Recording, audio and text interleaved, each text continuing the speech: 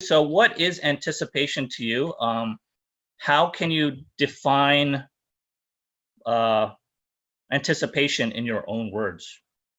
Well, how do you define in your Uh, own words what I, anticipation? Yes. I think it's being able to think 1 or 2 steps ahead. Think or 1 or 2 steps ahead. Good. Okay. So you're kind of seeing the future. Anyone else with other ideas on your own definition of anticipation? Is it like being able to predict like somebody's next move or like the next move of a player? Yes, prediction. So a lot of anticipation is prediction of what's going to happen with that player. So if you're playing tennis, you're kind of predicting what's going to happen. Anyone else with your own definitions of anticipation? That was 2 good answers already. So I call it like a chess move.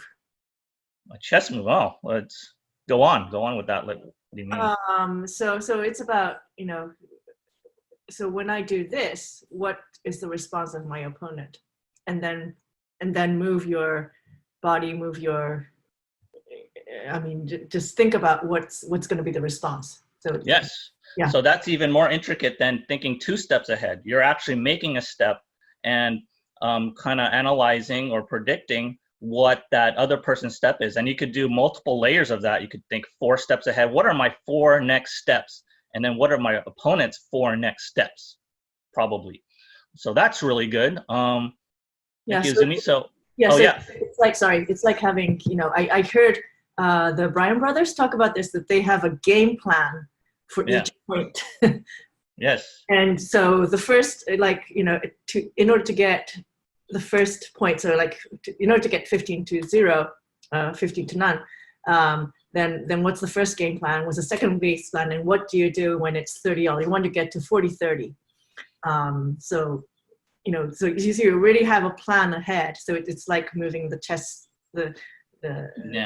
on the board. Yeah. So so if you guys don't know the Bryan brothers, they're doubles specialist, or they're the best doubles team ever, pretty much, and they're still active. They're twins.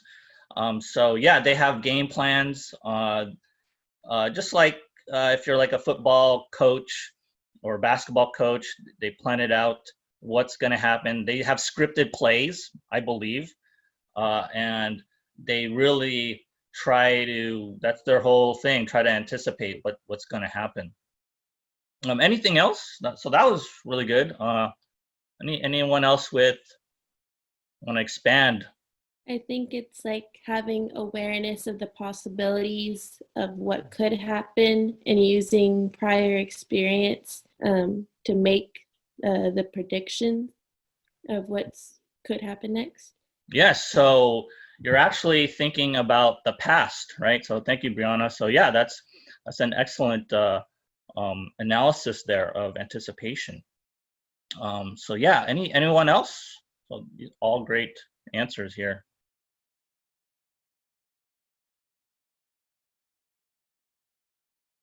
All right, so yeah, that was basically all it. Okay, every one of you were correct in that, that analysis of anticipation. Here's mine. So anticipation is successfully predicting the next shot. So it's about prediction, pretty much. And there are 2 components to anticipation. So prediction, in order to predict, you, the player, must have an accurate and intimate understanding of past events. So this is the key word with prediction. It's not so much about the future. It's really about the past. Prediction is about the past. So if you have a very intimate and very accurate, and you know what's going on in your past, okay, say you're a tennis player and you know that person likes to hit forehand cross courts. Your opponent loves that shot, forehand cross court. 9 out of 10 times he's going to hit a forehand cross court. Then that whatever that shot is, that forehand shot is most likely going to go cross court. So you're going to be there. You're going to go to that spot right away. So you have to have a very intimate understanding of past events. And if you're only into yourself, Like if you're only into your own forehands and backhands and how good you look on tennis court, then you won't have any kind of understanding of the past events of what's going on with your opponent. So that was good. So past, but there's also probability, right? So here, probability is what is the likelihood of my opponent hitting a certain type of shot in this situation. So say that same person, that opponent is hitting a forehand cross court all the time. Well, is it going to be 100% of the time? Unlikely not. There is still a chance, maybe a 10% chance, 20% chance that he could go down the line or could just go somewhere else. You make it, kind of mishit it, or he'll develop some adjustment. And so you have to account for that probability. And that's all anticipation, a prediction, and the probability of that. Okay. Any comments or questions on my definition?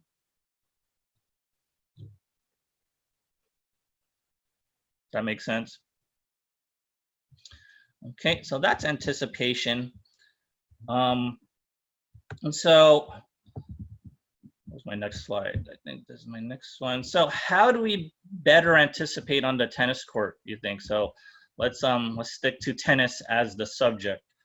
If you're a tennis player, how can we better anticipate?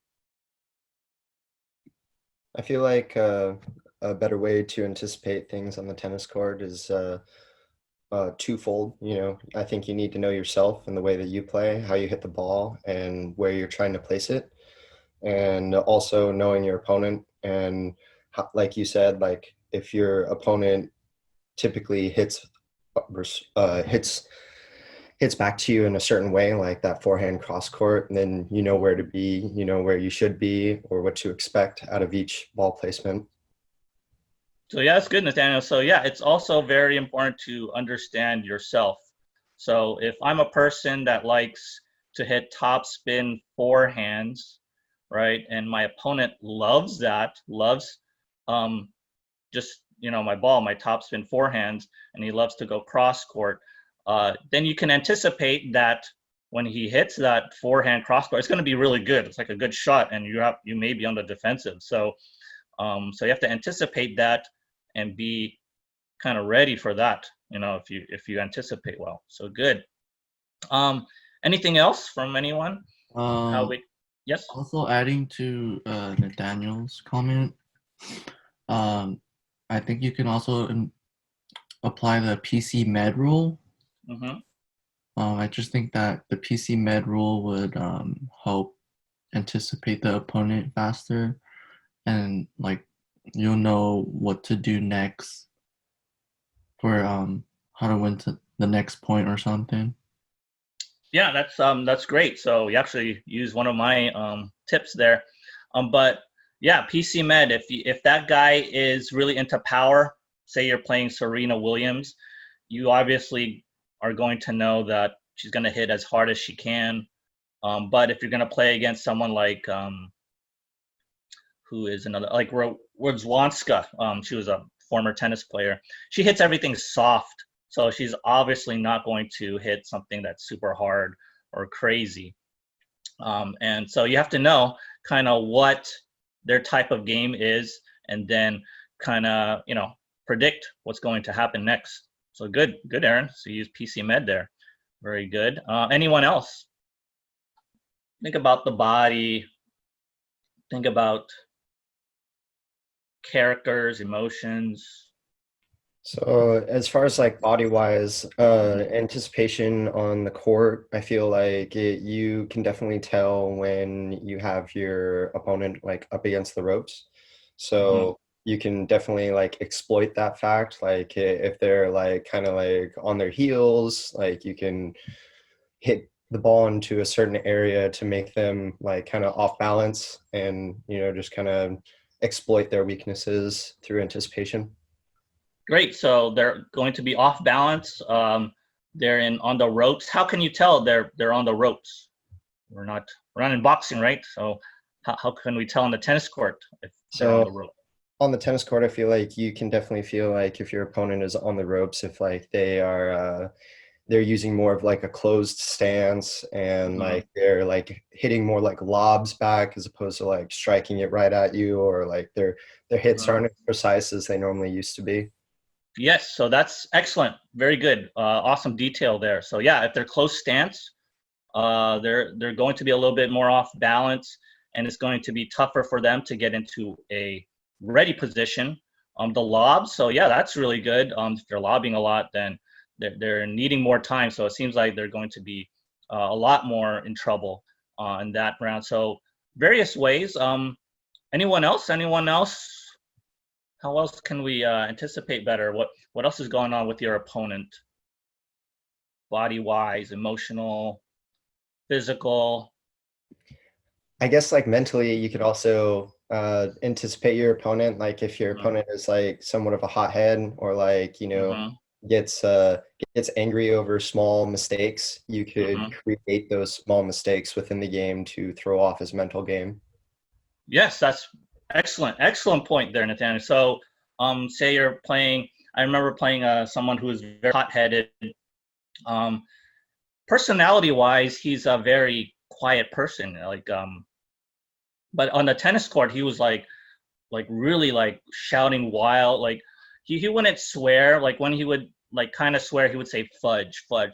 But he would really shout it super loud, and I could always tell that that person's going to be um, really gonna struggle whenever he's in that emotional state. Also, pro players. So someone like John McEnroe, if you ever seen him play, you know that he's going to argue with the umpire. He's going to go up to the umpire and say, "Hey, that ball was inside the line. Like, what is wrong with you?" Okay, and so if you're an opponent, that's heavily distracting, and that John McEnroe could go on a 2-minute tirade with the umpire, and you may have a momentum run, like maybe you're winning all these points, and all of a sudden he goes on a tirade. So you have to anticipate that and be ready for that, and have sort of like a game plan mentally when you're in that state, okay? Because John McEnroe, he's a smart player. He doesn't just argue for the sake of arguing with the umpire. He'll argue to regain momentum, okay? These guys are very intelligent people. They know what they're doing. And someone like Jimmy Connors, if you ever seen him play, he's like a conductor in the symphony, where he makes a great shot. He'll like wave his wand, he'll wave his racket like a wand. So he'll go, woo, and then the crowd will just go wild and will be for him. He has that charisma. And if you're the opponent, you are just a one-person island there, and you got to handle that. You got to handle 25,000 people against you at that point. And that's I've never been in that situation. I've been in a situation where maybe 10 people are against you, but like 25,000 people. So you got to be ready for that emotionally as well. So very good, very good. Oh, my brother's here. I'm gonna call on you, Guya. What's up? Yes, coach. What's up? You're I think you're a good tennis player. Oh, How thank do you anticipate me? Like when we play, or you can't anticipate me because I'm just too good. Like I am unpredictable. Can't You're the predict my best. game, You're right? the best. Like, Yeah. you just no way. No way you know my moves. Mm. Every move I have is different. Well, for you, Uh-huh. since I can anticipate a little bit about your footwork, needs What? a little What do you mean? needs a little work. Your footwork needs a little work. So I could maybe put some drop shots in there and anticipate you possibly not getting to the drop shot, or maybe giving a weaker return, and so I can move up a little bit onto the court and maybe lob it. Oh, okay. Once you're like closer to the net. Okay, interesting. I guess following what the others have said, maybe strategize and hit a ball where you think, or you can anticipate how your opponent would react to it. like if you know his or her tendency to go cross court, you can hit maybe a shot where you can expect them to hit cross court, and then intercept that cross court shot, and to get a winner. Okay. Something along those lines. So that's good. So I want to get back to my footwork. Like, I have great footwork. You do? Well, yeah. Well, it's underrated, I think. But what is it about my footwork that is suspect? Like, tell me more about that. Well, maybe your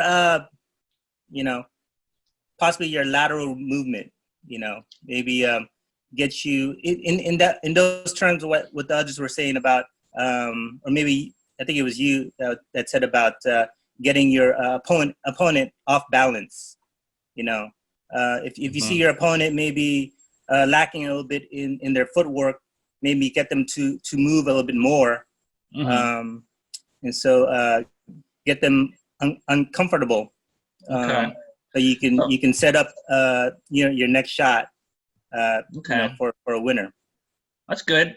I want to go back to my feet again. So what about my lateral movement that is suspect? Like, it's a little bit slow. It's slow. a little bit slow. A little slow. Okay, so that's good.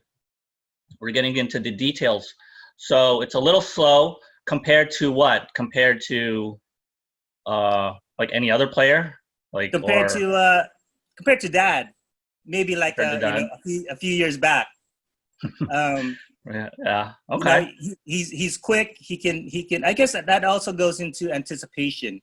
It's not so much the speed, the physical speed, but again, he was quick to the ball. Very agile in his movements.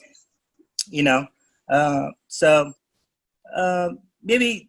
Not so much agile, but you can compensate for it in other ways. So it doesn't have to be like the physical speed that you might have or not have, but it's, I guess, the quickness of your movements and the flexibility in getting your feet set. I have that problem too. Yeah. So yeah. That's perfect answer there.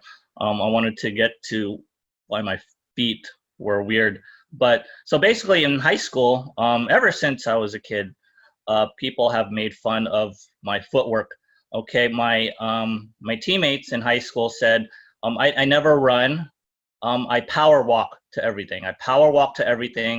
Or I move like a bird, like a pigeon, just kind of hop around and go to their spot. They don't, I don't know how you would really describe that, but that's something that you should take note of, okay? And what was it about my feet? Maybe I don't lift my foot up a little higher than most, or maybe I take shorter paces, something about it, right? But as a tennis player, you really need to figure that out, find out what is going on with their feet. Is it pointed in this direction or that direction? Okay, the closed stance. Okay, really get into the details of your opponent's movements. Okay, yes, they're off balance, but why? What is it about themselves? Because you could be completely off balance in a ready position, right? You could be off balance there. Just by a little bit, if you see their heel, if they're on their heels and their toes are pointed up, okay, or they're in a ready position but not quite, they're kind of like this. It's just a little subtle, okay, like instead of like this, okay. So you have to be very perceptive in their body movement, okay, in their physical attributes. You also have to be very aware of their mental. What's going on emotionally. So yeah, if they're fiery, maybe they're really fiery, maybe they're really angry and shout all these curse words, but they could also be fiery by holding it in as well. Okay, they could be very emotional and not say anything. They could be super stoic, like Bjorn Borg. We talked about Bjorn Borg, Roger Federer, okay? I'm pretty sure that fire is still there. So you have to really be perceptive in their body and in their emotion and their mental game to anticipate well, okay? So anything else on that, on the definition of anticipation? So I really wanted to hammer that down. So be aware of when your opponent is on the defensive position or off balance. So let me show you these exact clues in regards to body position. So here, that's me. Let's see if I could use my pen. This is me. You see that too, that red marker thing? Oh, cool, okay. First time I'm using this. So that's me over there. Here's my opponent. So I'm serving. This is the point. I hit a good shot here. And this is where you need to be very perceptive, okay? He's in trouble here, and how can you tell? Can you tell he's in trouble already? I didn't really play out the point completely yet, but can you tell that my opponent is in trouble? And if so, what makes him in trouble? What makes him in a defensive position? I feel like you can tell with the fact that you hit a really like low bouncing ball and he was pretty far away from it. So he's already having to like run to the spot to try and get the return, and it's pretty low. So he's probably already off balance before getting there. Yes, so that's good. So yeah, I hit something a little far off. Okay, but this guy is, when I played him, he's pretty quick. Anything else you see from this? Just this. So the space. So that was good. Space. Just that instance. Anything else you see?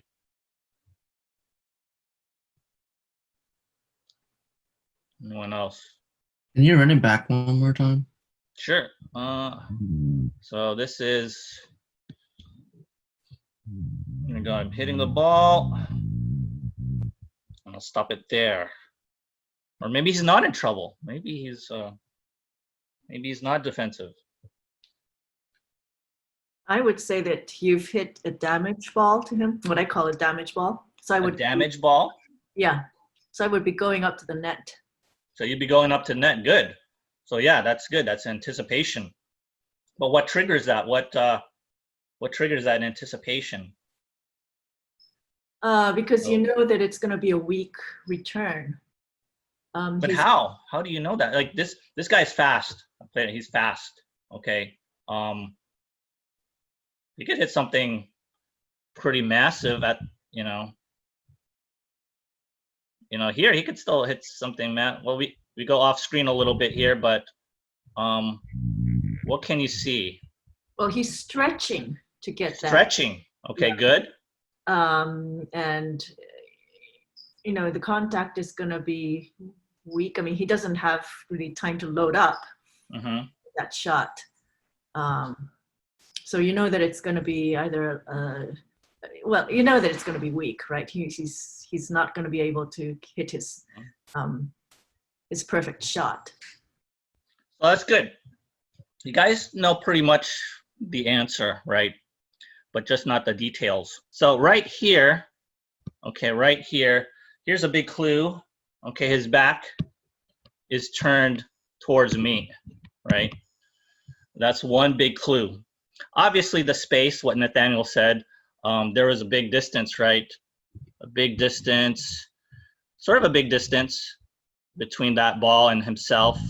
Okay, he has to kind of stretch out for it. But a lot of people, they're quick to the ball. So not even that distance can be too, it's not too hurtful.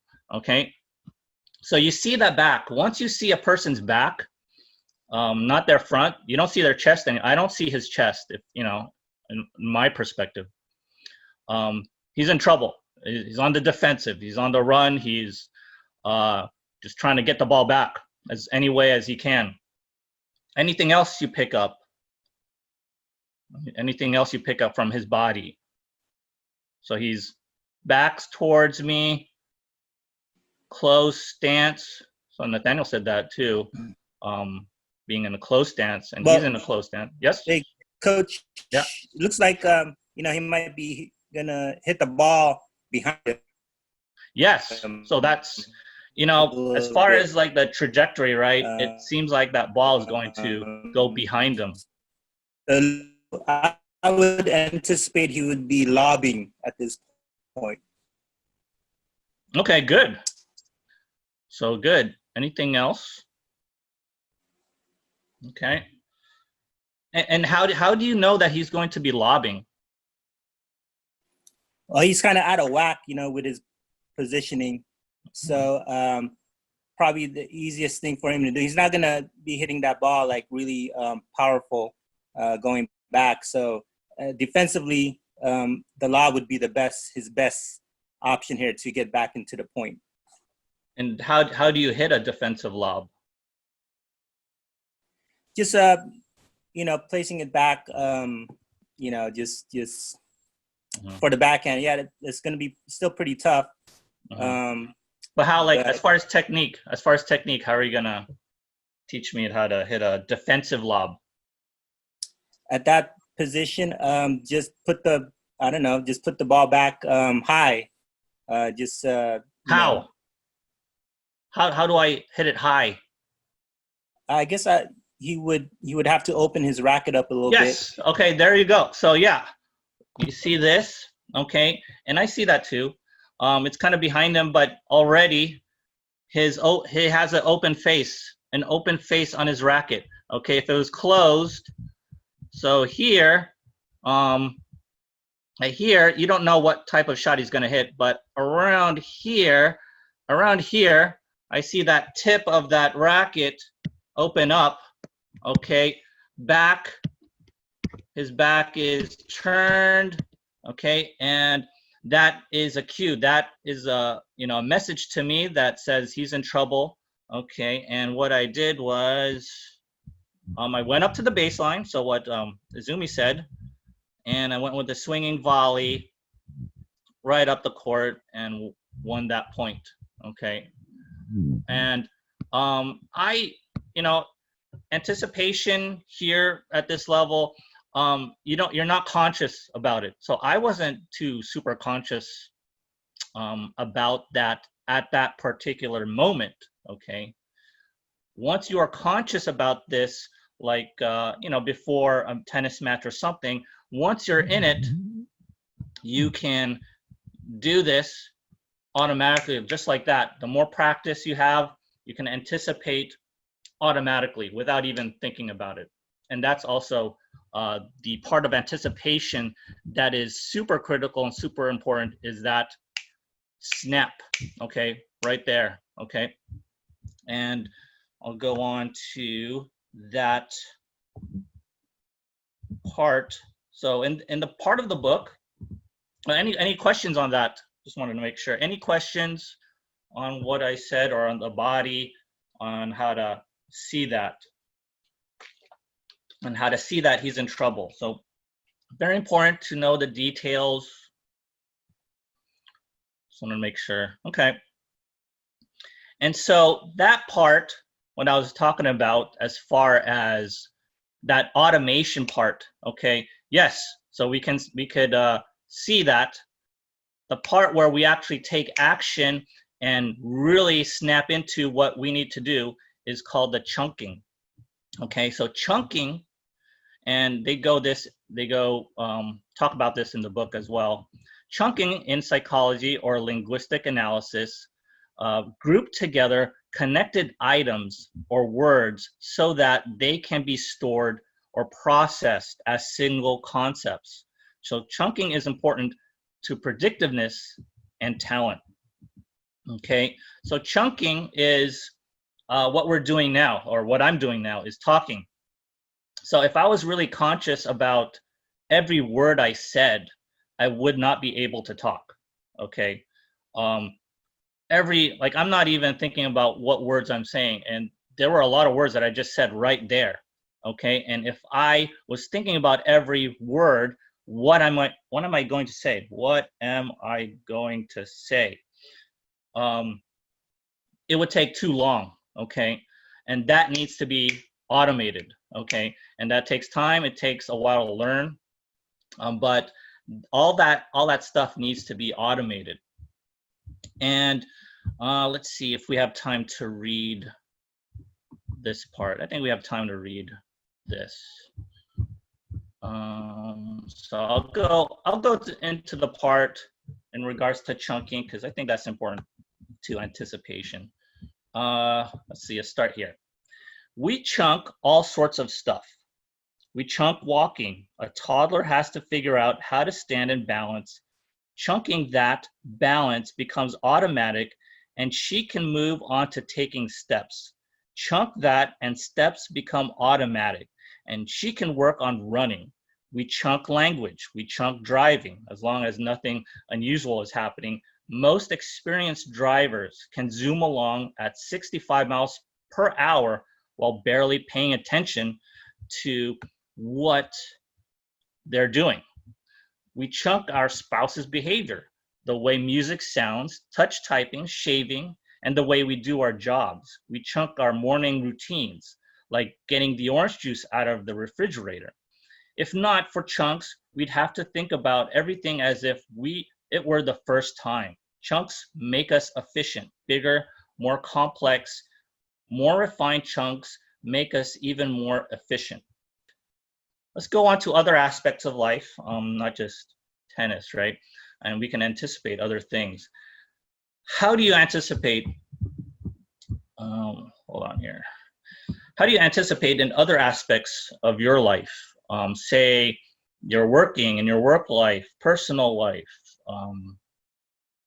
any other aspects that you found ways to anticipate for yourself? I definitely feel like I anticipate through experience. Mm-hmm. So like whether it's like I've experienced this exact thing before or something similar to it. For example, like something really simple would be like just like being at a traffic light. Like you can almost anticipate what grouping of cars is going to go next. Something simple like that, or like just like the timing of like cooking. Like I can anticipate when something will be done and when I should be starting other like dishes if I want everything to be done at the same time. Just like through experience and just doing different various tasks over and over again repetitively. Oh, good. So yeah, so washing dishes. So I haven't thought about that, like just chores and stuff. So yeah, you could definitely anticipate that well. And then the driving aspect, stoplights. When you're driving, well, at least when I'm driving, I could already anticipate what a car is going to do. Okay, say a car wants to exit on the freeway, and this car is not signaling. Okay, I'm pretty sure some of you kind of understand this. They're kind of going slow, and you feel like that they want to exit or at least go to the right part of the lane, right? Does anyone have that kind of experience, or where this car is not signaling, but you kind of know that they want to exit out of the freeway or at least get to the right side of the lane? Anyone, or is that just me? Yeah, okay. So that's anticipation. Like I'm anticipating that, and I just kind of leave space for them, whether they're in front of me or behind me. I just kind of let them do what they want, okay? Because maybe they're super slow in their decision making. Other times in driving, there's like this red sports car Tesla, like I see in the rear view mirror, and they're just going fast. So I kind of anticipate that they want the fast lane, and I got to move, okay? Because I'm not driving that fast. I got to move, or something about that car is just weird. Maybe it's just they're just zooming along, something about it, okay? And I just kind of stay away from them. That's anticipation, and that's just through driving experience, okay? So yeah, that was good. Anything else? Other ways that you can anticipate in your life or work life, personal life? I feel like Like to- another way that you can anticipate is like Mhm. maybe asking like people who have been in that situation before. So like if you're working in a new environment, maybe you can ask like someone who's been working there like longer than you, like what to do in certain situations. Oh, it's great. So yeah, ask someone who's like a veteran, right? Like a veteran player on the team, or if you're at work. So that's very good. Haven't thought about that. Yeah, so that you can better anticipate what's going to happen. All right, so that's good. Anything else? Your work? Any examples that you can share?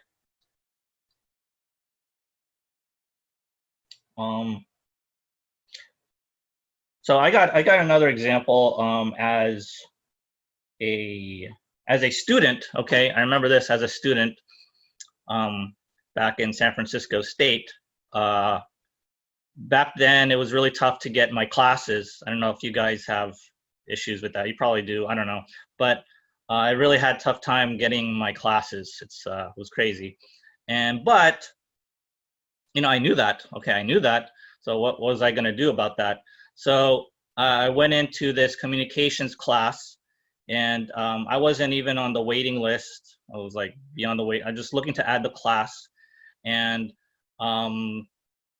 the professor said, there's just no room.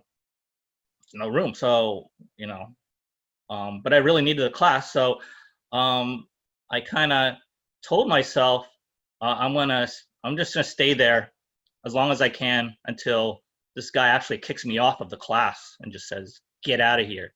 Okay. So I stayed there, and eventually there was room. Okay. There's this process called a late ad, amazingly, and it really didn't know about that, and eventually added the class. So I anticipated a problem as a student, and just kind of grit it out and toughed it out. I didn't know there's a probability, right, that I wouldn't get that class, but I stayed there. But I kind of knew from the professor that this professor was somewhat easygoing. I wouldn't say like the most easygoing professor, but I had this hunch, this feeling, intuition, instinct that I can get this class added. And that's just through experience. Okay. Sometimes, maybe my freshman year, I just gave up on everything. But later, I stuck by. So any other experiences? So that was kind of one of my experience and anticipation. I feel like you can really see and like anticipate things that like children do. Like Okay. you could definitely like know that like when children are like excited, or like even if like you're cooking something hot on a stove, like it's hot, but they don't know it's hot. So you can anticipate the fact that they might want to touch it and prevent them from burning themselves. Like I feel like with children, you can anticipate way more because you've experienced life from that point of view. Oh yeah, definitely. Yeah, children have no understanding what's going on. Actually, in the book, they talked about children. What did they say?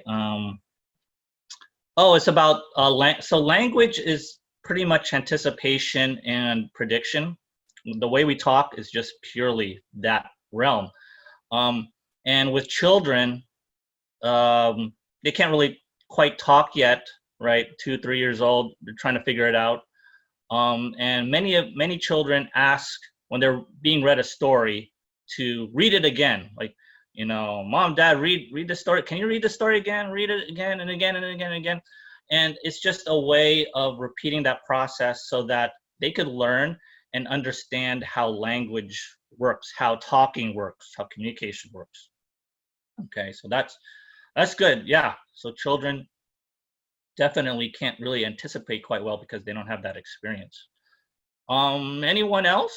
That was good. Anyone else? I wanted to ask, let's see. Azumi's here. Azumi, I want to pick on you. You work in robotics, right? Yeah. That's a field where I think you have to be really proactive and anticipate what's going on. Like you're building robots and building future Terminators, out there. So, We what yeah. Well, Robots robot that assist people. that assist people. Okay, good. Yes, they. So we're So- really good at navigating in public spaces and crowds. Uh-huh. And of the 700,000 delivery travels that we've done, we haven't had any safety incidents. So that's, Oh, just good. being Yeah. in, I guess that's a lot of prediction of how, people move in order to navigate through crowds. So that's definitely anticipation. With a lot of, algorithms, and that's pattern matching. Mm-hmm. So that's a lot of anticipation. And all these models are kind of based off, as people said, experiences, how people move, how buildings are constructed, once you get into the elevator, how the elevator moves. I mean, those kinds of all pattern matching algorithms. So we use a lot of data, live data in the field, and there's 80% of them are covered, right? And then there are the oddballs, and you have to get the, in order to improve the success rate, you have to get those outliers. Yes. Yeah. So yeah, thank you, Zumi. Just joking about the robot terminators thing, but I know your robots are very helpful to society, and you really have to predict all like human beings, how they move, how they walk, how they run, how they power walk, or do all sorts of things, and you really have to know what they're doing. But at the same time, right, 80 to 99% of it, maybe but there's always that 1%. Okay, and I go back to that 1%, maybe. So on this slide, the probability, what is the likelihood of my opponent hitting a certain type of shot in that situation? So what is the likelihood of someone doing something? Maybe it's 99% of the time, but you always have to be honest. You have to be accountable for that unpredictability, that 1% that you have no idea, you have no data, you have no idea what's going to go on. That 1% is maybe the most troubling about anticipation, because we can't anticipate everything, but we can anticipate 99% of the things. But that 1% is always going to be there. It's always going to be part of that. So that's good. Thank you, Azumi. I just wanted to, because you have a lot of experience here. Any other experiences, thoughts about this anticipation? So I really think that first, as a tennis player, you need to have a sort of a anticipation model for yourself. It's not good enough to just have good forehands, backhands, good serves. You got to have an anticipation model. And I believe Wayne Gretzky, going back to that book, he got so good because he was taught at an early age how to anticipate, how to predict. Probably forced to, because he had very, his physical attributes were low. It's like only 170 pounds. Usually hockey players like 200, 210, massive people, fast people. So he was kind of forced into that to anticipate. And I believe the younger you are, and if you can anticipate, be taught that, then you're going to survive and get better and better. And same thing with all aspects of your life. I think, personal life, your work life, you need to have some sort of anticipatory, predictive model for yourself. Start thinking about that, because you can't operate simply by reacting to everything. Something unexpected happens, or something happens here, there, at work, whatever, and then you're just caught off guard. Don't be. Have some sort of anticipatory model for yourself, for your personal life, work life, student life, school life, and then you can be successful. Hey guys, thanks for watching. Follow me on Twitter and Instagram at TopspinAdrian, and check out some of my other videos. See you next time.